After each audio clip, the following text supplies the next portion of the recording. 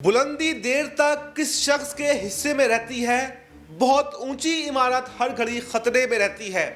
ये शेर मैंने नहीं बल्कि संसद के अंदर यानी लोकसभा के अंदर संभल से सांसद जियाउर रहमान बर्क ने पढ़ा और इस शेर के माध्यम से उन्होंने बीजेपी पर तंज कसते हुए ये बताया कि बीजेपी वक्फ बिल को लाकर मुसलमानों के साथ में नाइंसाफी कर रही है और किसी भी मुद्दे पर मुसलमानों के साथ में नाइंसाफी नहीं सही जाएगी।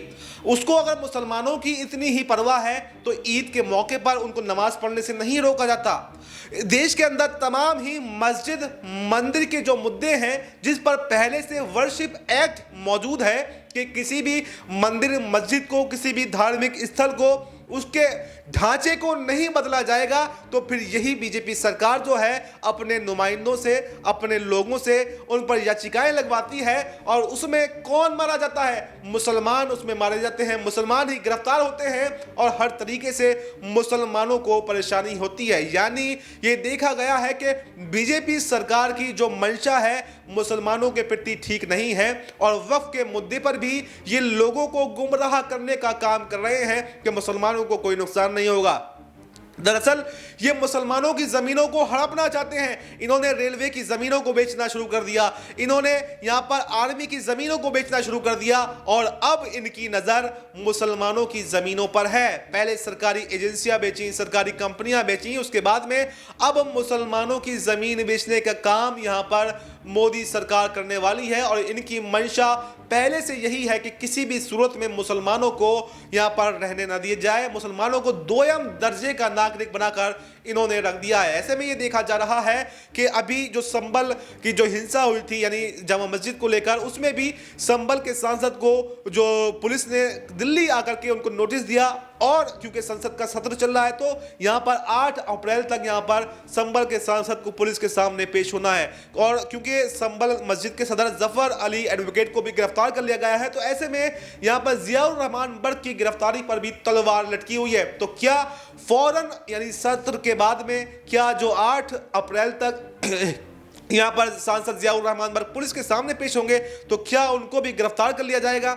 और तमाम मुद्दे देखे जा रहे हैं कि गिरफ्तारी के डर से भी यहां पर जियाउर रहमान बर्क घबरा नहीं रहे, बल्कि उसी जोश, उसी जज्बे के साथ में जो पहले बोला करते थे अभी भी संसद के अंदर बोले हैं और सीधे मोदी शाह को कड़ी चेतावनी भी देते हुए दिखाई दिए। बीजेपी के मंसूबों पर पानी फेरते हुए, उनके मंसूबों को दिखाते हुए दिखाई दिए। तो ऐसे में ये देखा जा रहा है कि क्या अब यहां पर जियाउर रहमान बर्क की मुश्किलें बढ़ने वाली हैं और क्या उनकी गिरफ्तारी हो सकती है। आइए आपको सुनवाते हैं कि जियाउर रहमान बर्क ने संसद में क्या कहा। रहमान रहीम।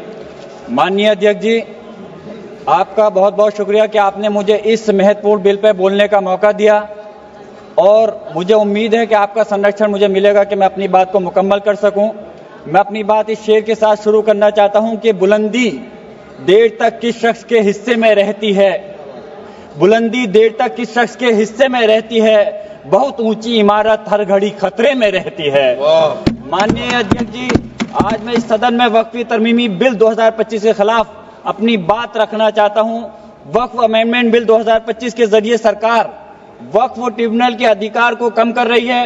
वक्फ बोर्ड के अधिकार में भी काफी कम किए जा रहे हैं। वो इसलिए कि ताकि वक्फ बोर्ड की संपत्ति को आसानी से सरकार अपने कंट्रोल में कर सके, जिसको कि हम बर्दाश्त नहीं करेंगे। माननीय अध्यक्ष जी, मैं आपके माध्यम से कहना चाहता हूं कि मैं और हमारे नेता माननीय राष्ट्रीय अध्यक्ष अखिलेश यादव जी सिर्फ इस बिल का इसलिए विरोध नहीं कर रहे कि इसको एनडीए सरकार लेकर के आई है।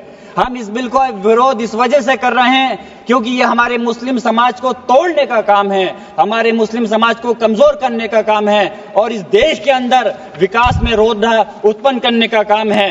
माननीय अल्पसंख्यक मंत्री जी कह रहे थे कि विपक्ष गुमराह कर रहा है, बल्कि हकीकत यह है विपक्ष गुमराह नहीं कर रहा है इस बिल के ऊपर, बल्कि आप लोग गुमराह कर रहे हैं। आप लोग गुमराह कर रहे हैं इस सदन को, आप लोग गुमराह कर रहे हैं इस समाज को, इस देश को।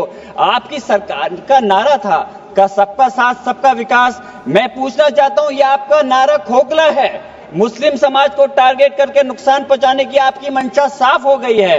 माननीय गृह मंत्री जी श्री अमित शाह साहब भी यहाँ बैठे हुए हैं। मैं कहना चाहता हूं कि माननीय अल्पसंख्यक मंत्री जी कह रहे थे कि जब वो चुनाव में गए थे तो उनसे कहा गया कि वक्फ बिल को लेकर के आया जाए, इसलिए लाए हैं। तो चुनाव के समय तो उनसे ये भी कहा गया था कि 2 करोड़ रोजगार दिया जाए, महंगाई कम की जाए, भ्रष्टाचार कम किया जाए।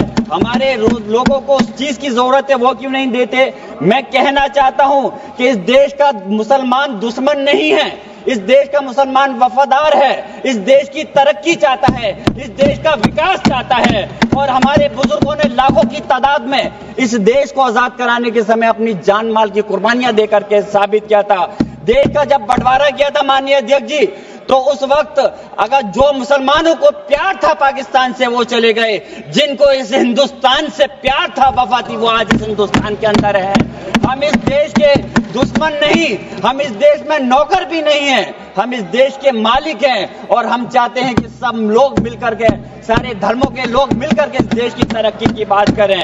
मैं पूछना चाहता हूं कि मुस्लिम के 5 साल मुसलमान होने के बाद प्रॉपर्टी को वक्फ कर सकता है? कैसा मजाक है ये? किस प्रकार की बात है? महिला सम्मान की आप बात करते हैं। अरे महिला सम्मान के अंदर तो पहले ही 2 महिलाएं बोर्ड के अंदर रहती थी। आपने कौन सा नया तीर मार दिया कि कौन सी ज्यादा महिलाओं को आप अधिकार दे रहे हैं?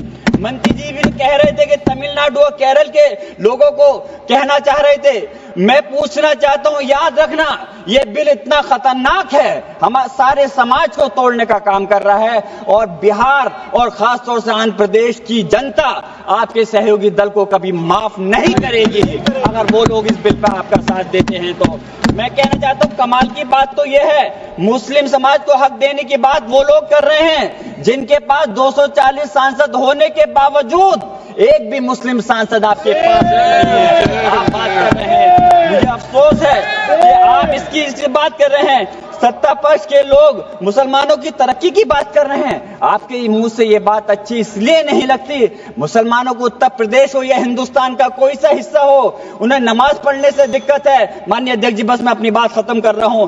अजान से दिक्कत है, मदरसों से दिक्कत है, मुसलमानों के कारोबार से दिक्कत है, मुसलमानों की स्कॉलरशिप को बंद कर रहे हैं और उसके बाद वक्फ के माध्यम से मुसलमानों को हक दिलाने की आप बात कर रहे हैं। मेरा कहना है कि क्या देश में माननीय न्यायालयों के अंदर पहले से मुकदमों की कमी है जो नए इस बिल को लाकर के नए जन्मों को विवाद दिया जा रहा है?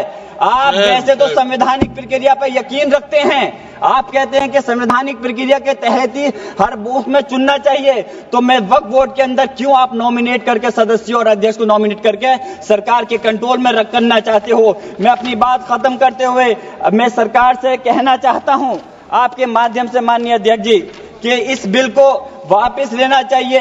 इस बात की वाजिब चिंता है कि यह विधेयक नौकरशाही की ज्यादती को बढ़ावा दे सकता है, जिससे मुस्लिम कम्युनिटी में विश्वास कम हो सकता है।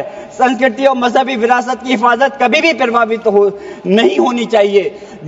आप अलग से मुस्लिम संस्था के आखिरी बात माननीय अध्यक्ष जी, आखिरी बात मैं कंक्लूड कर रहा हूं। मैं पूछना चाह रहा हूं कि दूसरे समुदाय के लोगों को वक्फ बोर्ड के अंदर रखने का क्या मतलब बनता है? क्या आप दूसरे मजहबी संस्थाओं के अंदर मुस्लिम समाज को भी रखने का काम करेंगे?